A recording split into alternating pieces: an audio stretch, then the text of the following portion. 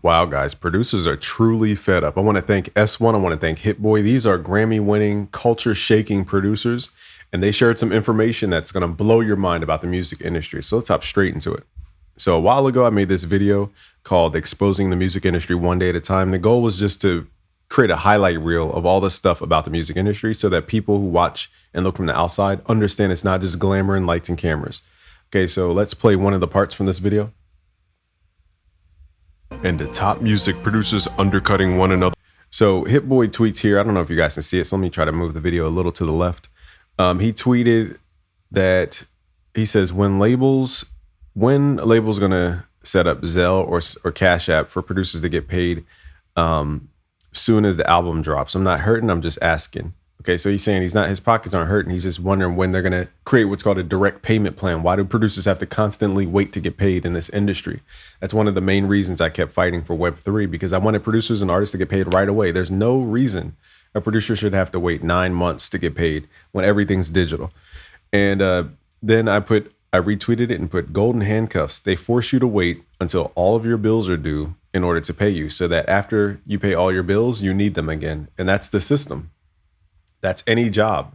They wait 2 weeks to pay you because they want you to have all your bills due, and then you got your check just before your bills, so now you have to work again another 2 weeks before you get paid.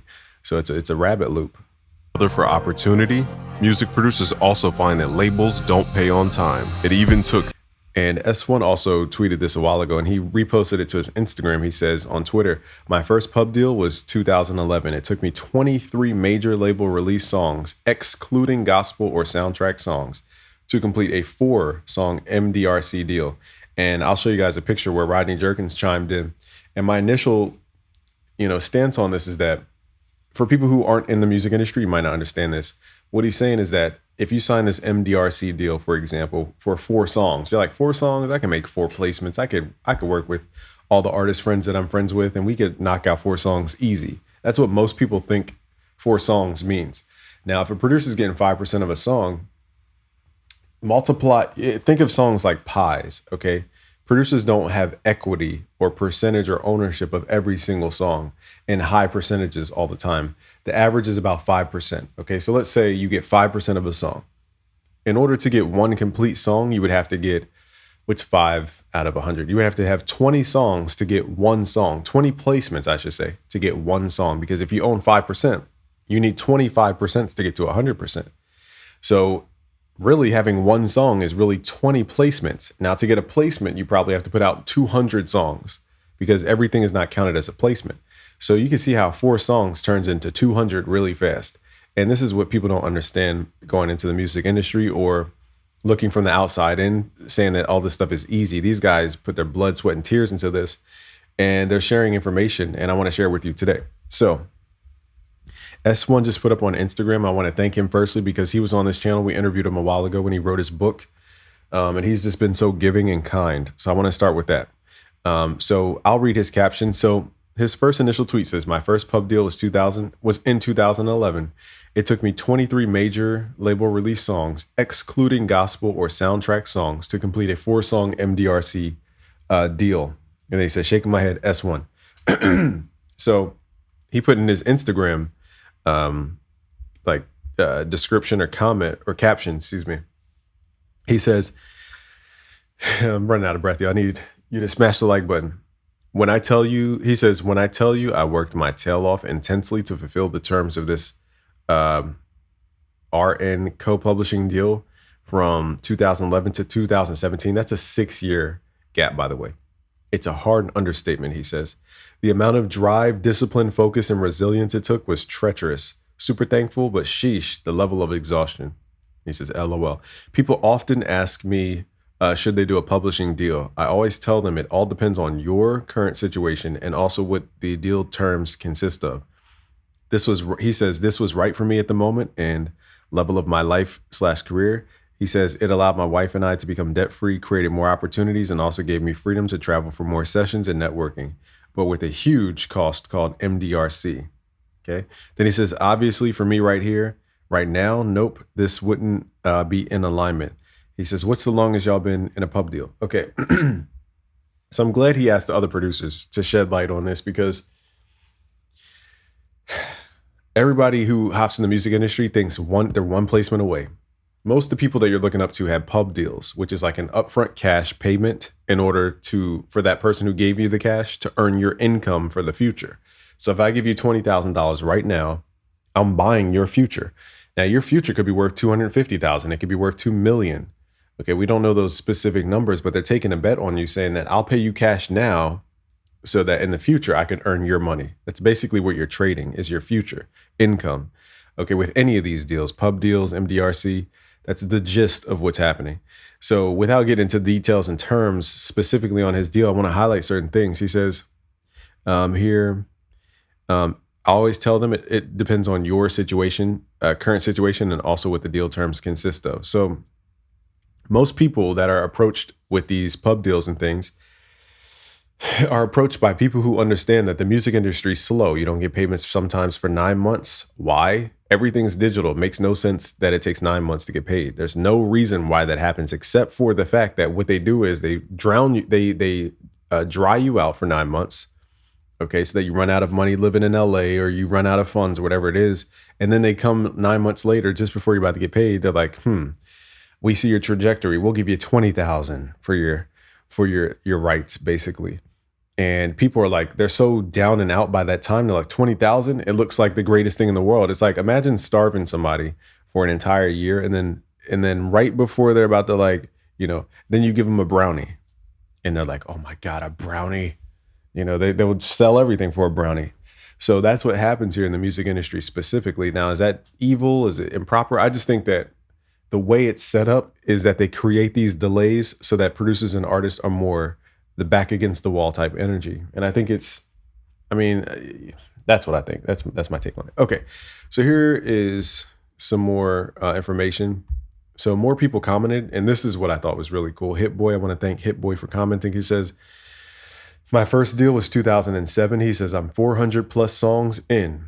This is nuts. Now, Hit Boy is, when I say he's been killing it since Benny the Butcher, he's worked with Nas, made classic albums. He's he made the producer artist collab album a cool thing again.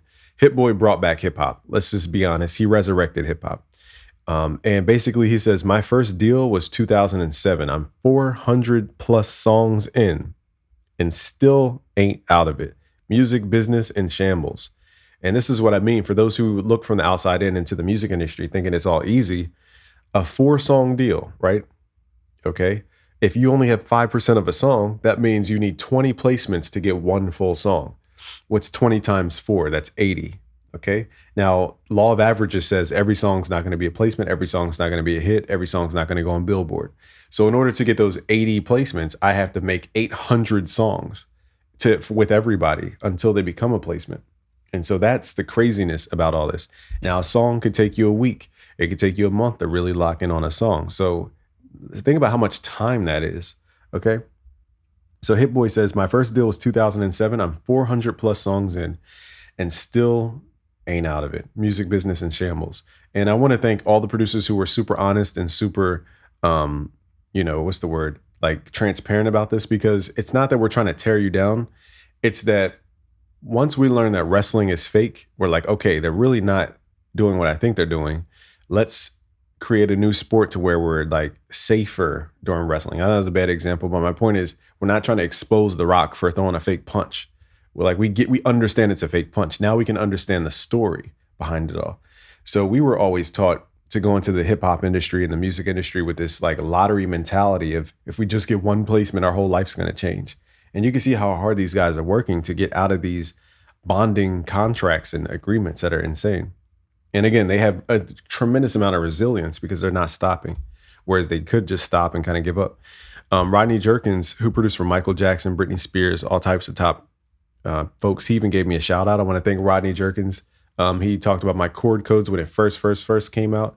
And he said his favorite chord, I think, is the minor 7th, which is 0 through 710. So Rodney Jerkins says you have to explain to them what a song means. A song means 100%. So if you worked on a song but only have 10%, then you still have 90% to go just to get a one song completion. It's more about percentages. So that's, what I was referring to is that If I'm a producer and I only get 5% of a song, which is pretty high nowadays, 5% of a song, it's going to take 20 placements at 5% to get to 100%. And that's the weird part about music, is that it has two pies. And I don't want to bore you to tears about the industry, because over here we're trying to teach you how to build your online business so that you don't have to rely on a Sony, a Warner, a Universal to get paid. I think once producers kind of wake up to realize that we are giving our magic away. I said it on Twitter recently. I said, look, I said, all of us producers are the problem. We gave our magic to Splice. And what happened to Splice? Splice is now a $500 million company. Are they owned by anybody from the producer community? No, they're owned by Silicon Valley. We gave all of our wealth to Silicon Valley, okay, just because it looked flashy at the time. So these are the things I want producers to think about, is now that everybody's kind of in a writer's strike in LA, and, producers are really looking at the industry for what it is. This is our time to come together and stop having an ego about everything and figure out how to be a service to our own first. How do music producers do business with each other first, then the outsiders, AKA the audio companies or the record labels, then the masses? That's how it should be. And that's why people are frustrated, because we keep relying on the companies to help us out, the corporations to help us out. So Mike and Keys, I want to thank you for the follow back, I should say. We just got out of our deal, 2015 to 2023. That's an 8-year deal. Okay. Now some of these checks, these pub checks could go from, or these deals could go from 20,000. It could be 10,000. It could be 100,000. But for what's that? 8 years. So 100,000 divided by 8 years. I don't know his numbers or their numbers. So I'm not saying that that's what they were offered, but to get $1 million pub deals is like, you really got to be top tier. Okay. So let's say 100,000 divided by 8. That means $12,000 a year. That's basically McDonald's wages per year if somebody were paid $100,000 for an 8-year span. Okay, so that's what I want you to understand, is that just because you get a lump sum does not mean that it's a lot of money. Okay, because you have to spread it over time. And then Hit Boy says again, they don't know the pain.